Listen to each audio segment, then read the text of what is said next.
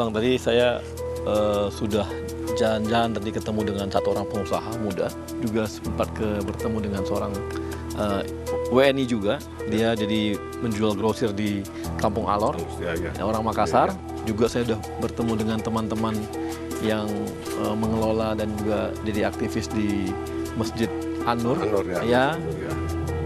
Jadi menarik bagi saya, Bang Salvador, bahwa ternyata orang Indonesia di sini ini gitu, boleh berbisnis, boleh berusaha, boleh hidup, nggak ada perbedaan sama sekali. Ini gimana, Bang? Kalau kita lihat dari pengalaman kita setelah merdeka ya, dari 2000 sampai dengan sekarang ini, banyak warga negara Indonesia di sini berbisnis di sini, tapi bukan aja warga negara Indonesia biasa yang berbisnis di sini. Termasuk perusahaan BUMN yang besar itu ada di sini. Ada di sini semua. Dan mereka semua berkembang. Dan nggak ada hambatan psikologis, masalah itu. Iya, nggak ada ya. Dan bahkan contoh rekonsiliasi yang kita bangun antara Timor Leste dengan Indonesia ini, sekarang Pak Sanana ini membawa contoh ini ke dunia, ke Afrika, ke Amerika Selatan, yang daerah-daerah konflik itu. Coba lihat ini antara Timor Leste dan Indonesia yang begitu kita boleh bilang bahwa berat dan kerasnya pada zaman pertentangan keras zaman itu selama 23-24 tahun, tapi hanya dalam waktu relatif singkat saja bisa terjalin komunikasi yang baik, hubungan yang baik, rekonsiliasi yang baik juga berjalan. Dan beliau bawa contoh itu, bawa ke Afrika, bawa ke Amerika Selatan sebagai negara yang berhasil dalam rekonsiliasi, dan itu dibawa ke PBB, disampaikan ke PBB, dan PBB apresiasi benar masalah rekonsiliasi Timor Leste dan Indonesia. Dan orang Indonesia di sini juga dia berbisnis, dia nggak pernah merasa ada masalah. Nggak pernah, karena bisnis itu dibuka kepada semua orang yang mau berbisnis di sini. Di sini bukan hanya orang Indonesia, orang Cina yang nggak bisa bahasa Tetun sama sekali juga dia berbisnis di sini. Bisnis ini dia pakai kita bahasa Tarzan, dia bisa berbisnis ini berhasil juga. Jadi di sini ada nggak masalah warga negara masa lalu antara Indonesia dan Timor Leste, mungkin nggak begitu banyak persoalan yang kita hadapi pada zaman sekarang. Nah ini, Bang, apakah tidak ada ya permasalahan hambatan? Wah, ini kan karena dulu diasumsikan bagi mereka bahwa Indonesia menjajah mereka. Padahal kalau Indonesia sih menganggapnya bukan menjajah tapi integrasi. Gitu. Tapi tidak ada ya, Bang ya? Saya kira itu perasaan-perasaan itu terhadap orang Indonesia nggak masalah. Mungkin antar orang Timor Leste yang pernah dukung otonomi itu yang kadang-kadang masuk di bidang politik jadi sedikit masalah. Artinya itu mungkin sekali-sekali bisa diangkat jadi isu politik.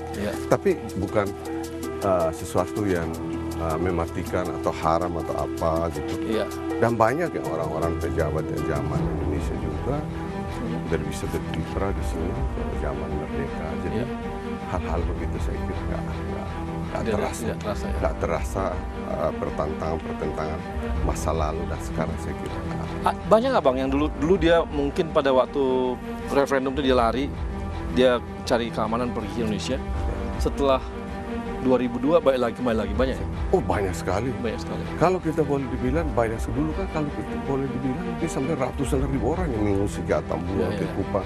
Tapi waktu itu lewat usaha-usaha yang internasional antara dukungan pemerintah Indonesia, pemerintah Untayat dan waktu pemerintah transisi di bawah PBB itu diangkut kembali dengan kapal, ada yang lewat darat. Jadi masuk lagi nggak masalah.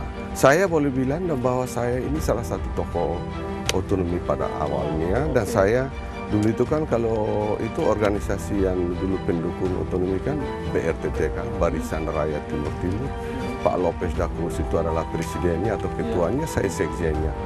Tapi 99 ketika PBB menyampaikan undangan bahwa akan segera lakukan kegiatan rekonsiliasi, ya saya orang pertama yang tokoh integrasi yang datang di sini dan duduk resmi di dalam semacam embrionya Parlemen Timor Leste pada saat itu, Dewan Nasional itu, dan itu anggotanya ada Pak Sanana, ada Pak Taur, ada Pak Mari Alkatiri. Itu saya orang yang mewakili otonomi pada saat itu, menjadi masuk dalam Dewan Nasional istilahnya waktu itu, di semacam lembaga penasehat kepada PBB mengenai orang Timor.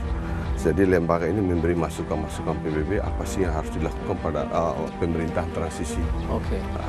Nah, Jadi tapi kan masih ada juga ya Bang ya, kita lihat bahwa ada teman-teman kita dari Timor Leste yang dukung integrasi, artinya otonomi. Ya.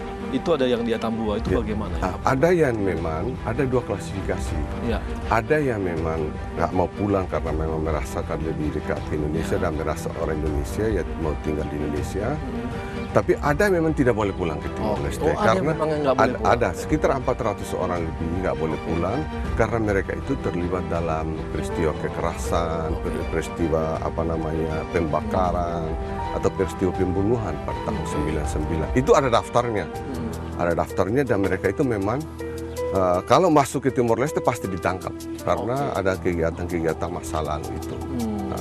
Tapi kalau yang masyarakat di perbatasan pulang nggak masalah, bebas malah kabarnya orang Indonesia sendiri lebih nyaman juga, lebih gampang masuk ke sini gitu. Orang Indonesia malah lebih nyaman daripada orang yang Timor Leste yang tinggal di barat itu, Timor Barat itu malah itu betul, itu serius betul. Itu terjadi ya. Terjadi. Dan karena itu kita bisa lihat dari sisi yang tadi pengalaman Pak Arya bilang itu kan ada yang mereka yang ada berbisnis, ada yang berhasil dan mereka merasa nyaman memang situasi realnya seperti itu. Tadi saya dengar mereka sekolah. Sekarang ada bakso Senayan juga ada. Oh ada bakso lapangan tembak juga ada. Ada di sini gitu. Ada di sini. Tadi saya juga dari bandara ke sini ada sate Madura atau apa ada semua makanan ada lah. Jadi mungkin kadang-kadang kita jalan itu nggak merasa kita ada di mana. Hanya plat nomornya saja. Plat nomor yang berbeda. Sama aja gitu ya. Nah ini Bang Saud, ini kan patung Kristus Raja. Tahun berapa dibangun? Ini selesai dibangun kalau tidak salah tahun 95. Tahun 95 oleh gubernur terakhir. Pak Abilio Suarez. Dan yang meresmikan itu Pak Harto. Kemudian waktu beliau nggak meresmikannya di depan sekarang itu kantor Perdana Menteri. Setelah itu beliau naik heli baru meninjau dari atas itu. Dengan Pak Usku Belo, Pak Gubernur mereka di atas heli baru. Nah ini aja pun dulu adalah Indonesia yang bangun gitu ya. Ya Indonesia bangun, dan itu dipelihara, Nah ini kan kita lihat dipelihara, masih dipelihara. Ya tadi kita lagi jalan. Dan ini masih dijadikan kegiatan keagamaan. Pada hari-hari kayak tadi estasi itu, pada waktu menjelang Paskah begitu kan biasanya ada umat datang berdoa, merenungkan estasi per estasi itu. Sampai di atas dan misalnya biasanya di sini kalau selesai merenungkan semua peristiwa-peristiwa itu. Jadi ini juga adalah simbol-simbol bahwa memang hubungan itu sangat baik, sangat erat. Saya ingin tahu Bang mengenai karena ini sangat penting, masalah rekonsiliasi. Kenapa bisa sepertinya cukup berjalan baik di Timor Leste ini? Berjalan baik karena memang itu ada niat baiknya dari para pemimpin Timor Leste ini, termasuk Pak Sanana sendiri. 1 November 99 di Jakarta, beliau bilang, "Yuk pernah bikin koran di Dili, kenapa yuk nggak pulang? Kenapa yuk nggak pikir pulang?" Saya bilang, undangannya serius atau basa-basi? Tapi ini serius ini.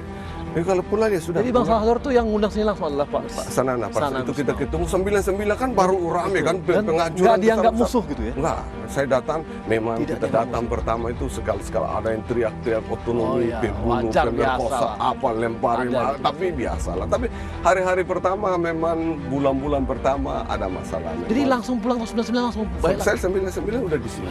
Dan tidak ada masalah. Enggak masalah. Memang waktu awal-awal datang itu dikawal. Wajar jadi Untayet juga karena kemarahan masih ada. Kemarahan memang itu kita mengerti. Saya cukup mengerti itu.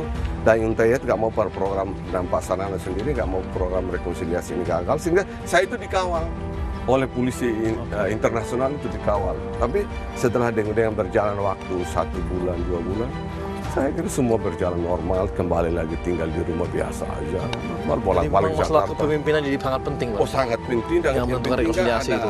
Kejujuran dan konserin. Dan memang yang mau dilakukan itu memang itulah harus yang disampaikan, yang diomongkan itulah yang mau dilakukan. Dan beliau Pak Sanana dalam ini beliau membuktikan hal itu.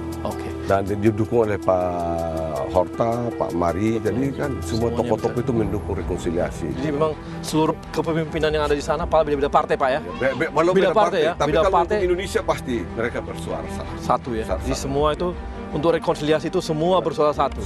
Kan kunjungan kenegaraan pertama aja Pak Luolo ini kan presidennya kan dari beliau ini kan sekarang presiden RDTL sebelumnya kan presiden terpilih. Kunjungan pertama aja ke luar negeri itu, kunjungan kenegaraan pertama itu ke Indonesia. Jadi bagaimana kita bisa lihat dari sisi itu hubungannya Indonesia dan Timor Leste ini memang udah terbangun sebegitu dekat dan sebegitu solidnya. Sampai pasangan itu bawa ke forum PBB itu, memberi contoh, wah ini rekonsiliasi harus seperti caranya seperti Timor Leste dan Indonesia ini. Dan itu beliau memang mau angkat itu jadi contoh. Dan memang Pak, luar biasa pasangan kalau sudah rekonsiliasi. Jadi beliau juga di kalangan pimpinan Jakarta itu tinggal telepon mau ketemu, langsung bisa. Udah bisa ketemu, luar biasa itu. Terima kasih Bang Salvador. Ini banyak sekali masukan bagi kita juga di Indonesia, akan jadi bahan kami nanti. Terima kasih Bang. Ya.